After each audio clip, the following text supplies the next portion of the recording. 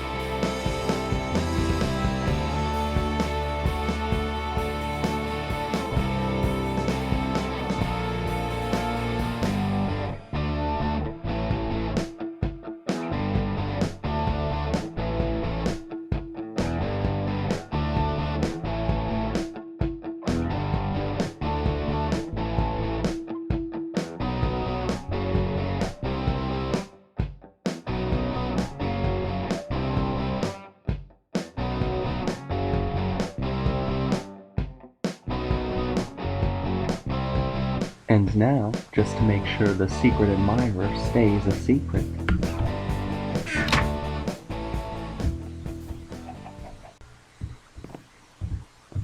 there's a creeper out there.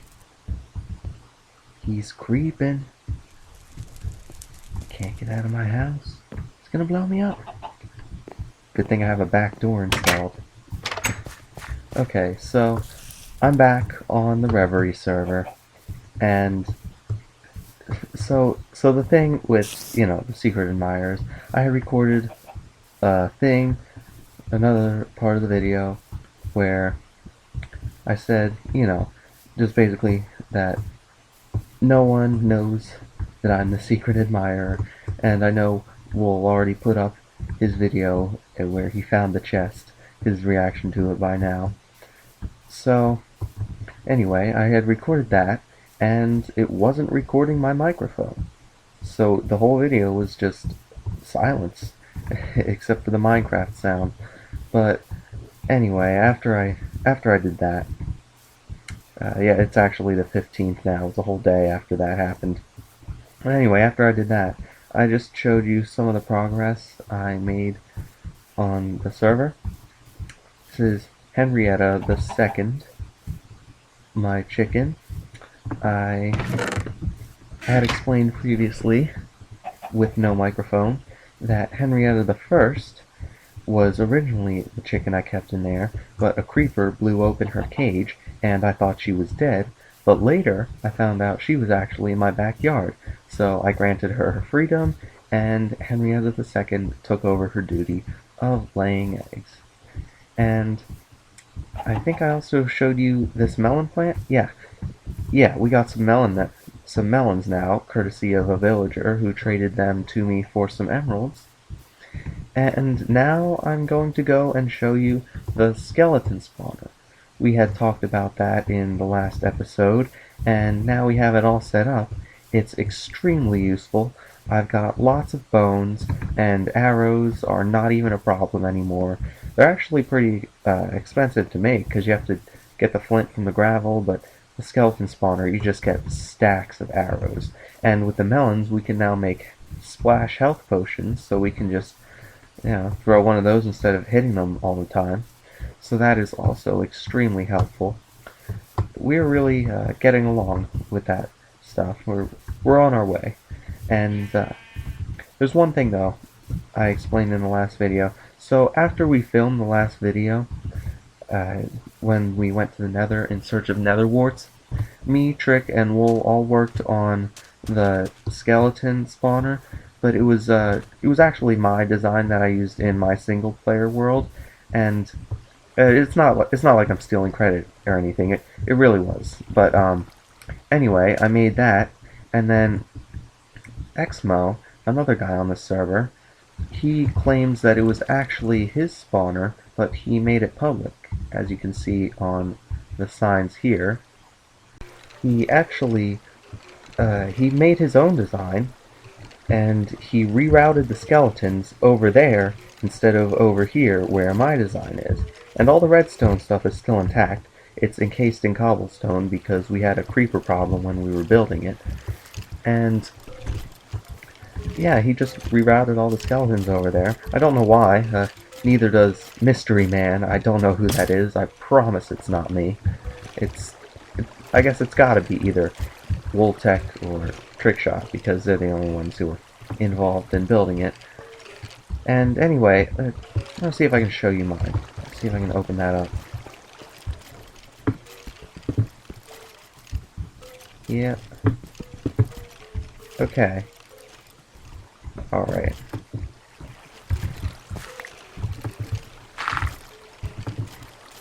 Okay, so for mine, they'd all drop down here onto the pressure plate.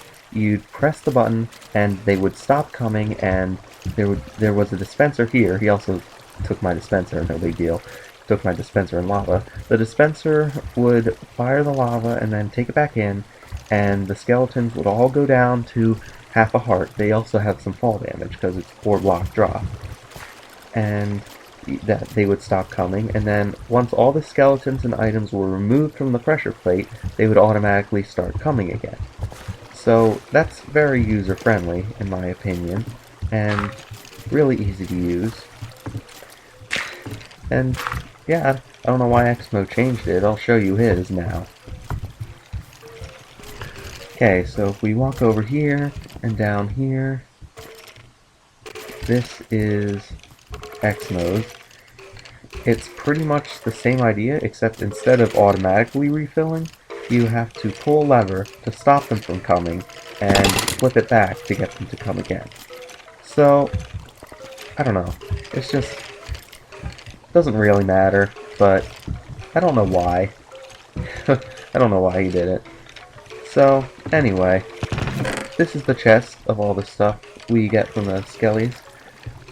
We get a lot of bows, and some of them are pretty good. I came back here in... Ooh, power 3. Thank you. I came back here in the last time I recorded, without my microphone, and I pulled out a power 2 punch 1 flame 1 bow from here. So that was really nice. I know WoolTec showed in his video he got an Infinity 1 flame 1 from this thing. So that's really cool. Bunch of skellies here now, but I'm not gonna bother with that. I'll just walk back. Okay, so showed you the spawner. And which way? Is it? No. Wait.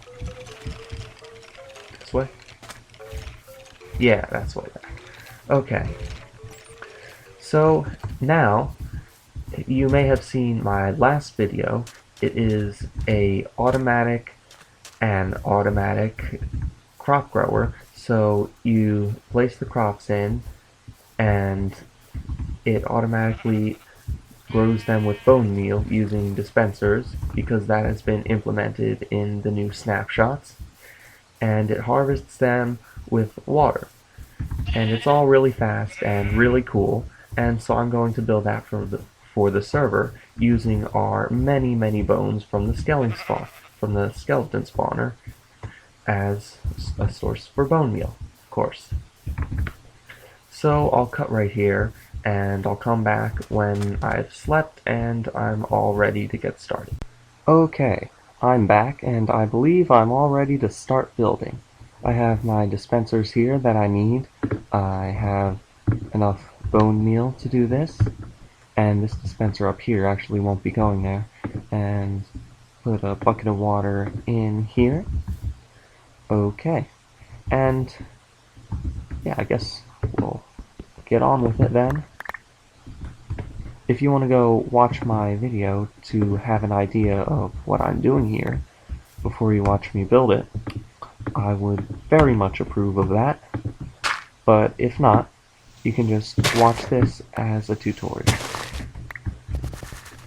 So basically, what we're going to have here are 3 dispensers firing bone meal because it takes 3 bone meal to grow 1 crop. And a crop is defined as anything you plant on tilled soil. So that would be a wheat, potato, or carrot, as well as pumpkin and melon stems. Just the stems. The fruit themselves aren't actually considered crops because if you use bone meal on a melon stem that's fully grown, it won't put out a melon. So anyway, just get back to doing this, and I need a lever to control the device, and next I'll be setting up the comparators here and here. And if you're thinking that the rapid fire dispensers with comparators has been fixed, it was changed before, but then Mojang changed it back partially so that when a dispenser or dropper is powered and a comparator is pointing towards it, it will constantly fire only if it has items in it. So that is perfect for this farm. Now, I do believe I need to make one more comparator, and I am prepared to do that. I brought some extra quartz, and it's getting dark, and I'm the only one on the server right now, so I will go sleep, but I'll just cut when I do that so you guys don't have to watch it. Just make a few redstone torches. That's enough. Okay, I'm going to go sleep, and I'll be right back. Oh, look! It has magically turned daytime. I guess I don't have to sleep after all. Alright then, I can just resume work on this machine. What are the odds? But anyway, back to making a comparator. Take that. This goes here, and now let's set up the redstone.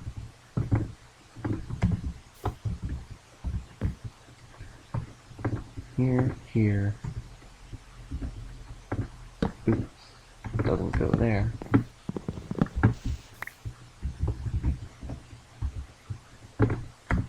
And now I need to use a repeater here so I can continue the redstone around to the other dispenser. Because I need to put a block here on top of this comparator that will continue the redstone current through. It doesn't matter that there's a 1 tick delay in this line. It doesn't have to be that precise. Next, I'll just add a pressure plate. Actually, I'll use an iron pressure plate because those don't send out a current when the player is standing on them.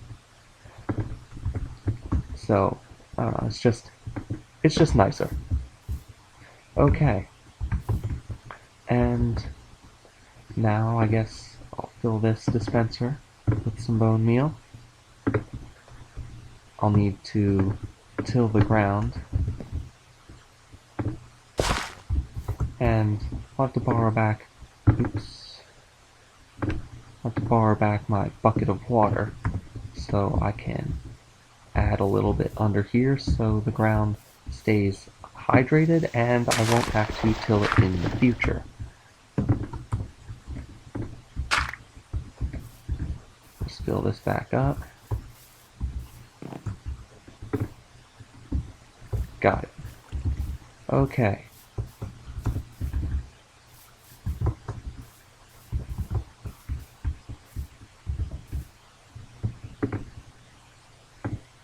OCD, have to put it in the center.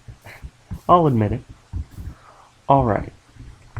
Now we should be ready for business. Let's see if it makes enough noise. That looks perfect.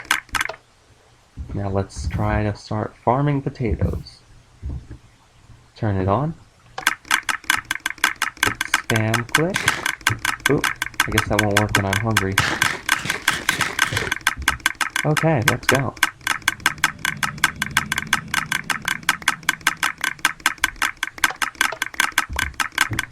Ooh.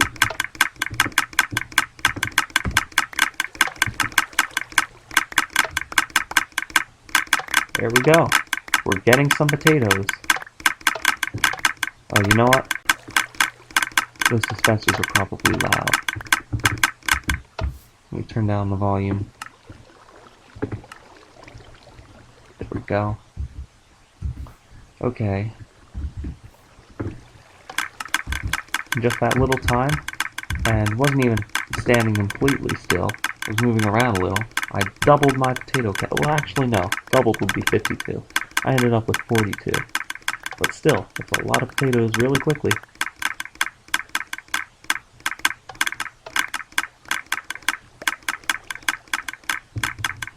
Yeah, so I'm happy with this thing. It looks nice. And you know what? I think I actually will switch this out for a wooden pressure plate, because the whole thing is wooden. So I guess it will kind of stay with the theme. And when the potatoes fall on it, it does set off anyway. I did that mainly because the iron one. Because, you know, preventing... I don't know, just... it doesn't really help anyway. So I'm just going to use the wooden pressure plate. Stay with the theme, and yeah, this is looking really nice. So before I end the episode, I would like to show you guys a couple more things. First of all, we have this lovely obsidian generator right here. Inside we've got some lava. Don't judge me. And right here you can place either redstone or string, and then you press the button and it shoots out some lava, pulls it back in when it's done, and you're left with a nice block of obsidian right here. It's a lot easier than going down and putting water over lava to gather obsidian. It's a bug that's been in the game for quite a while. I don't know why they haven't fixed it, but I kind of hope they don't. Anyway, the next thing we have to show is the snow farm. I actually made this myself. I did not design it though. I saw it from a YouTube video, and it's a fairly well known design. It's two pistons that push the snow golem that is in there into this corner just enough to get some snow.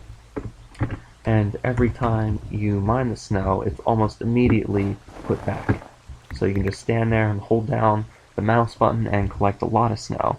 And right here we are in the plains biome, but just over here we're in the river biome. So that's why it works. It would not work on the shore because snowman can't leave snow in the plains biome. So I think that's all I have to show you this time. This thing right over here is... how do you say his name? Lecry. Okay, it's Lecry's house. He's on occasionally. And anyway, I'm pretty sure that's all I have to show for you this time. Thanks for joining in. Thanks for sticking around. And I'll be sure to upload a new episode soon. Thanks for watching. Bye!